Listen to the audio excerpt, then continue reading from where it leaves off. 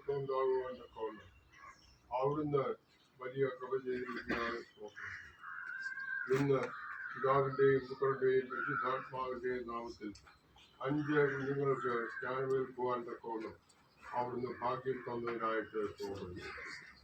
അവർ ഓരോരുത്തർക്കും വേണ്ടി ഞങ്ങൾ തിരുനാമത്തെ സ്തുതിക്കും. കർത്താവെ, വരുന്ന നാളുകളിൽ ഓരോരുത്തരും ജീവന്റെ പുതുക്കത്തിൽ നടക്കുവാൻ തക്കവണ്ണം നിത്യജീവനെ പിടിച്ചുകൊണ്ട് കർത്താവായ യേശുക്രിസ്തു എനിക്ക് നിത്യജീവൻ നൽകിയിരിക്കുന്നു. അതിനാൽ യാതൊന്നിനെയും കുറിച്ച് എനിക്ക് ഭയപ്പെടേണ്ടത് ആവശ്യമില്ല. മരണത്തെ ഭയപ്പെടേണ്ടത് ആവശ്യം എനിക്കില്ല.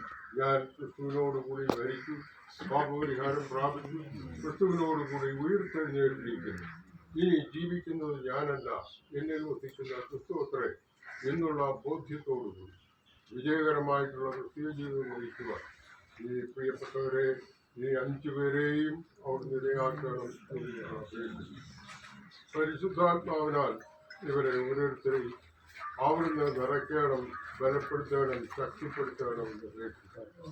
അവിടുത്തെ ഉത്തമ സാക്ഷികളായിട്ട് ഇവർ നിലകൊള്ളുവാൻ തക്കോണം വരുന്ന നാളുകളിൽ ഇവരെ ഇടയാക്കണം എന്ന് അപേക്ഷിക്കുന്നു.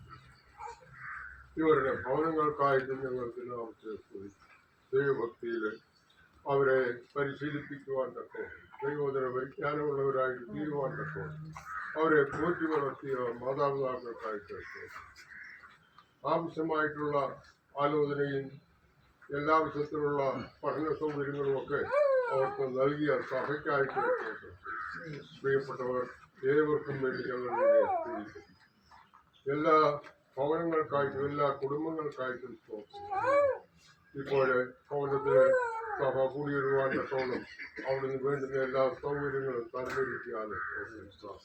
കർത്താവെ, പ്രവർത്തനങ്ങൾക്ക് നേതൃത്വം കൊടുക്കുവാൻ സഹോദരനെ അവിടുന്ന് പ്രാപ്തിപ്പെടുത്തിക്കൊണ്ടിരിക്കുന്നതിനായിട്ട് കൂടെ സഹകരിച്ചുകൊണ്ടിരിക്കുന്ന എല്ലാ